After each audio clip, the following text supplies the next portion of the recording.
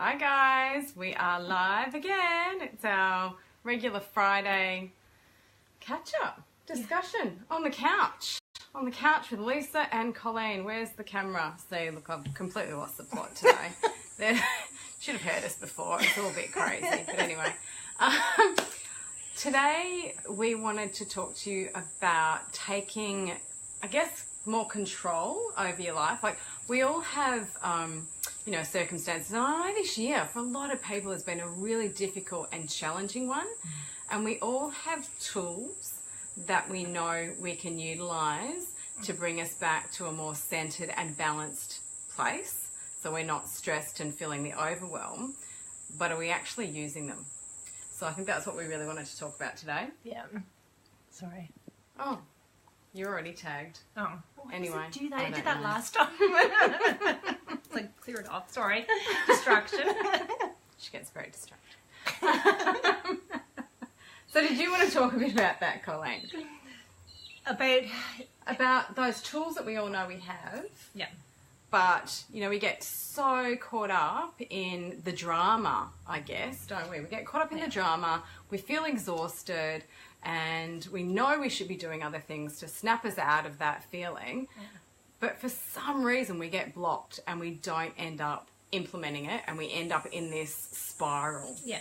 So that was what we were talking about just before we started, because I noticed that there was a theme, and I always find this really interesting when I'm coaching, and you probably find the same thing, that when you're working with people week to week, there's like themes that present themselves. And what was coming up this week with a lot of people was that between the stress and the overwhelm, and whether that is like just mental overwhelm or life's really busy, or physical health issues that are just people are really struggling with, and then people are forgetting to use their tools that they have to get out of those things. Yeah. So it's like the body goes into stress mode. So when that happens, obviously you're in that flight and fight mode, which means your brain isn't functioning like it normally would to creatively come up with solutions to move through things. Your digestive system doesn't work as well. Your immune system doesn't work as well. So it's really important to have things in place so that when you are having those moments of overwhelm, or maybe there's physical pain that's happening in the body, or you're not feeling 100%, what is it that the tool that you have? Because I can guarantee most of us have lots of either workshops that we've been to or books that we've read, so it's not like we're short of the knowledge. It's the implementation where people are coming unstuck. So we were talking about different ways that we ourselves use to get us out of that, and mine was really simple. It was just, I have things, I like rituals. I like to have habits formed so that when I'm in that place, I don't have to start thinking about, okay, what can I do to work through this? Because I'm already in this spiral downward, like you were talking about. Yeah. I need to have things that I just are my go-to. So whether that's stop, take 3 deep breaths so that I can actually get back into my body, start thinking clearly again, what is it, the next action that I need to take? For me, personally, I use essential oils. So I've got them throughout the house. So I'm remembering to go to them to help me shift through different mood states or emotional states, or if I'm tired or whatever's happening for me.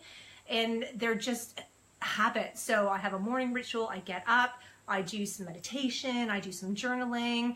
Some days it'll be shorter than others, depending on the nature of life and how busy it is. But I know that they're things that I'm doing automatically, and I can tell you when I don't do them, oh my God, I feel the difference in my day. So whether that's how I start my day and then having how I finish my day, because ultimately you only have so much willpower.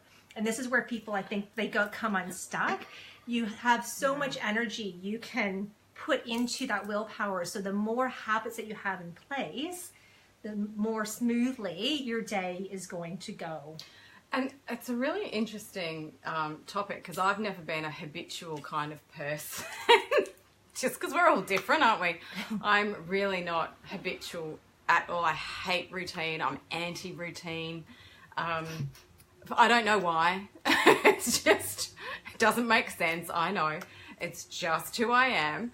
And I've learned to accept that. So we were talking about this earlier on, that, this is very much how Colleen creates that that space for her to reconnect and stay balanced when she's got a lot on. For me, it won't work. I've tried it. I've tried to be that habitual person, get up in the morning, do X, Y, Z.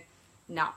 But I still need to have triggers of remembering the tools that I can use that work for me, because it's all personal. We're not all going to do the same stuff. You know, some people it might be having a meditation, some people it's going for a surf.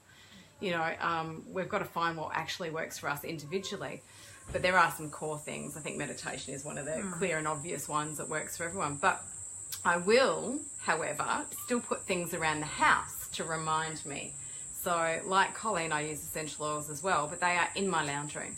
So I can't avoid them, I can't get away from them, I can't forget about them. They are there.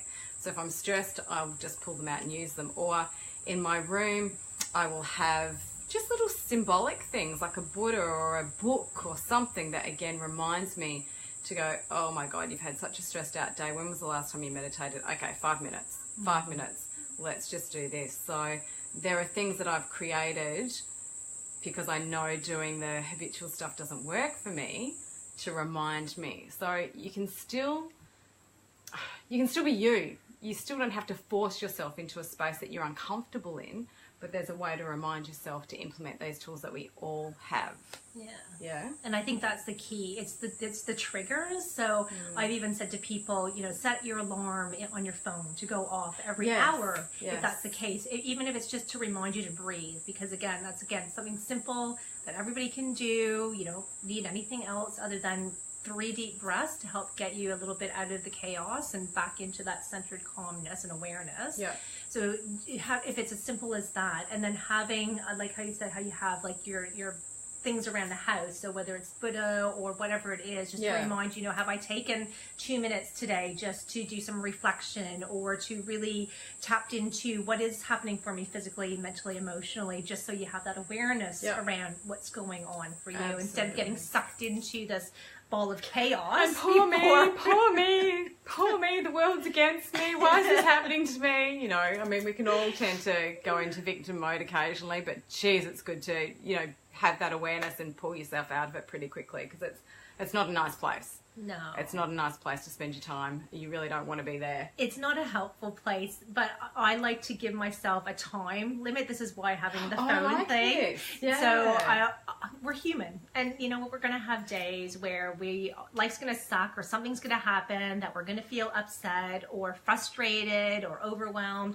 So I give myself 5 minutes. That's my 5-minute rule. 5 minutes, I'm allowed to be a child, have a temper tantrum, blame everybody but myself, blame myself even if I feel that's what I need to do, and I just go through the emotions, I go through the state, I have my little moment, and then it's like, okay, I've had my 5 minutes, now it's time to be a grown-up, and what am I going to do about this? Is there ever a chair that goes like flying across the room or something? Yeah, I advise use stuff that's not going to get broken or cause damage, but pillows are good. I've always done that. There have been so many moments in my life where I wanted to pick up a glass and just go bang, and I look at it and go, I'm going to have to clean that up. It's messy. It's messy.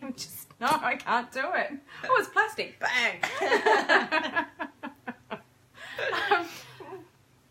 That was the other thing I was going to mention too, because we were talking earlier on about getting yourself to do something that you know is good for you, right? But sometimes we stop ourselves and we block ourselves for whatever reason. It's all too hard. I don't have the time. I'm in, overwhelm. I'm in victimhood, whatever it might be.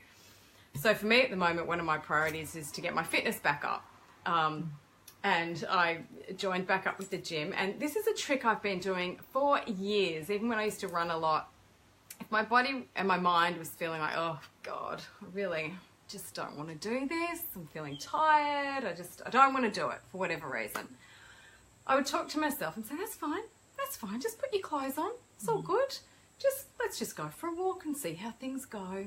And then I guarantee it, the next thing you're running 5Ks, because you've just taken away that mental block. You said it was like that fight or flight mode when we've got that. So you're taking that away, you're taking the stress out of the mind and the body, and then it's amazing what you can achieve. So I think that's one of my tricks. I do it all the time, and I set myself little goals rather than the big goal. So I have the big goal in the back of my mind, but I break it down into steps, so I'm losing that overwhelm. as well. It's like, oh yeah, I'm here now. Oh, I've just done 1K. Oh, you know, well, let's just keep going. But that's just an example around exercise. But you can apply that to anything that you're trying to achieve. Yeah. Same with meditation. You know, again, you think, oh God, I don't have half an hour to go and meditate. Tell yourself it's 2 minutes, 5 minutes, and then you'll be surprised what actually comes from that. So there's lots of tricks you can do. Yeah. And it makes me question how smart we really are when you can trick yourself continuously. I think that's the key. Like, I know there's, what's her name? Mel Robbins is out there, and she's got her, what does she call it? The 5-second rule, I think it's actually called. Have you heard? No. This one? Oh, so again, it's really, really basic, and it's counting backwards. So no matter what it is, if you just take a moment and you go 5, 4, 3, 2, 1, and you just take action, you allow yourself to get moving before the brain has a chance to go, oh, that's not a good idea. Well, you know, that might not be a safe thing to do, or that's going to put us out of our comfort zone. So it's actually allowing us to move forward. And that can be, you can apply it to things like, you know, going to the gym, or getting up in the morning, or deciding to meditate, or doing those things that we feel we have that little bit of resistance around. Yeah, because it just puts us in, and it has to be backwards too. Because if you go 1, 2, 3, 4, 5, you can keep the brain can keep going. So going backwards, it has to do 5, 4, 3, 2, 1, do, and not allow the brain to think. And apparently we have, the science says that 5-second gap is all you have. And if you don't take action within that 5 seconds, the brain's already kicked in with a million excuses or fears that will prevent you from taking that action. Isn't that interesting? Yeah. So I guess, you know, posing back to you know, think about what it is that blocks you. And you know, and we've all been there, I go there. When you sit there and you're in this, you know, I'm feeling overwhelmed, or I'm frustrated, or whatever it might be, why aren't we taking action? Why aren't we implementing the tools that we know that work? What is actually blocking us and stopping us? So I think it's really important to be mindful of that. Have you got any tips as to how to acknowledge that? How to kind of go, oh, okay, hang on. So I know you were talking about rituals and habits for you. For me, it's body awareness. So but you've already built that in. The rituals? Yeah. So if we're going back to square one, I guess. Yeah. What's one of the first things, I guess? To be able to change from going down that spiral of overwhelm.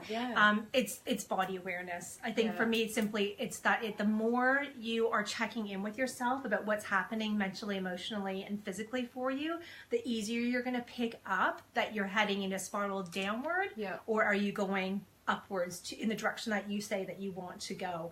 Because our breathing stuff starts to get tight in the body. So you'll feel the stress. You'll feel that there'll be brain fog. There'll be tension in the shoulders and the neck. The breathing gets shallow. So if you can just check in and also noticing, you know, what's my emotional state? Am I feeling anxious right now? Where have I gone emotionally? Shitty? Do I want to kill everyone? Yeah. Those states, it's so simple when you think about it, but that ultimately is what can be the trigger for you to go, oh, whoa, hold on a second. Do I want to keep going down this rabbit hole? Yeah. Or what do I have ready to go to get me moving in the other direction? A balance too. Like, it's good to experience emotion. Like, we're human, so we need to experience emotion. Yeah. But it's knowing, I guess, when it's in its right place and it's healthy and all that sort of stuff, and then knowing when to, okay, now we've experienced that, let's work through it and move through it. Colleen's husband, when I walked in earlier, said to me, geez, what do you say? About my attitude. I've got my attitude. Because you have a crappy attitude. I have a crappy attitude. I'm like, yes, hell yeah. Because I'm really worked up about a few things. It's cracking me up. It's reminding me of when I was 16 years old going to the world. It's kind of how I feel right now.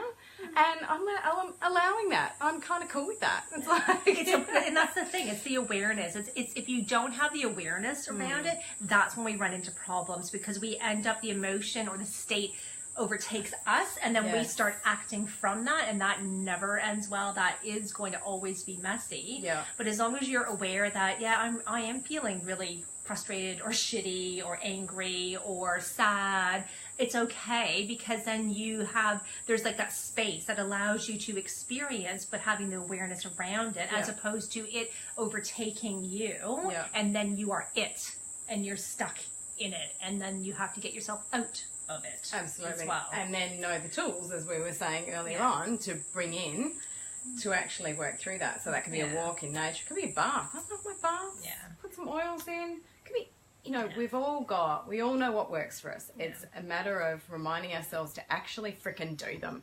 It really is. It's like, okay, great, I can hear you, now what are you going to do about it? Are you going to stay in this? Because at the end of the day, it's victimhood. And I think we've probably all got friends that we can relate to, that it's like this circle. It just keeps going round and round and round and round, and it doesn't matter how much advice you give them, or, maybe you should try a bit of a meditation, or maybe you should try this. No, and they just keep going round and round and round. I mean, is that really where we want to be? No, it's not pretty. It's not pretty for anyone. Or you get the other extreme. I'm going a little bit off topic. I know, you know where I'm going? Yeah. We have so much fun when we get together. You then get the other extreme where people are... I'm not very tactful sometimes, so sometimes Colleen looks at me and I can see in her eyes she's saying, "Shut up, Lisa, I'll take it from here." We can just soften the edges a little bit, that's all. I don't know. I'm just, shoot from the hip. Sorry, I've just seen the Purple Velvet. Sorry, I always joke about Purple Velvet. If someone comes at me with a wand and Purple Velvet, it's like, no. How am I trying to put this? When people, I guess they're trying to experience spiritualism. Yeah, it is kind of a way, I call it a spiritual bypass, and really all it means is the opposite extreme of victimhood is being in this place where everything's, love and light, everything's wonderful, everything's perfect, I only see the good in everything. And yes, perspective is important, but there's an aspect of reality that has to enter in that. Isn't it? So if you're wanting to shift through something, or you're wanting to see something with clarity, then that's great, but you can't deny also what's happening at the same time. So that you get jumping from victimhood and, the world's against me and life's so hard, into, oh my God, everything's great. It's escapism. It's total escapism. Yeah. You're not dealing with what's actually happening. So I like to use like an emotional scale for things like that. So what is the next level up to get you out of victimhood? It might just to be sitting in acceptance, or even a bit of boredom or apathy, because it just moves you out of that heavier blame and everything's hard and difficult to, one level up, and then you're slowly going to move up I call it the emotional scale, basically. Yeah. But jumping straight over to, only seeing the bright things in life, I think that denies so much about what's happening for you as well, mentally and emotionally too. And I don't think that's healthy, because then we end up stuffing all those things. They end up being trapped emotions, trapped experiences, things we haven't processed or honored, or, taken the wisdom from, I guess I like to call it as well too. Absolutely. Yeah. And I find that is often cloaked in Purple Velvet. Yeah, it can be. Sorry. Just don't come at me with Purple Velvet, please. She'll run screaming the other way. I will. I like to think, I actually, that whole word spiritual kind of bugs me these days, but anyway.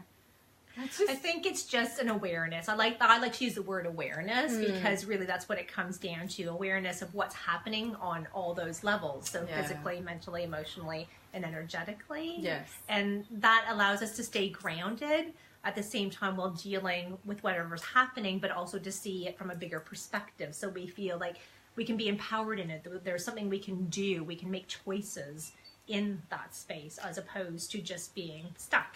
And it's sometimes that ability to step outside, isn't it? You're almost up here, you can't see me there, the hand's up here. It's like you're up here and you're observing yourself. You're seeing what's going on. Yeah. And then and that's the awareness, isn't it? So if you've got that awareness, like we were driving in the car the other night, and I admitted to something I do occasionally. It's probably not the nicest thing to do, but it just gives me a bit of pleasure. Driving. And Colleen said to me, actually I'll tell you because it's really funny. So my mother, who has never really dealt with any of her stuff in life, to be perfectly honest, so everything's been buried. And one of the things that she's experienced in life is a few pretty bad car accidents, all her at the wheel. And because she's never worked through anything or dealt with anything, when we drive now, I don't know if you can see me, but she holds on to everything. And you could be driving at 40k an hour and she's holding on for dear life. So she holds on to the side, she holds on to the seat, like I'm gonna, like I'm driving at 100k an hour around, 50k zones or something, I don't know. So when I'm really, really pissed off, I just drive a little bit quicker and I go around the corners a little bit quicker. So I know it's not very nice, but it actually relieves some of my frustration and tension, and I'm not hurting her. She has no idea she'd be doing that if I was driving 20k an hour. So, but I mentioned it to Colleen, I confessed. She said, look, I've got this little confession, this is what I do. And she said, well, you've got the awareness, I guess. So again, it's about having that awareness and making a bit of light of it as well. Yeah.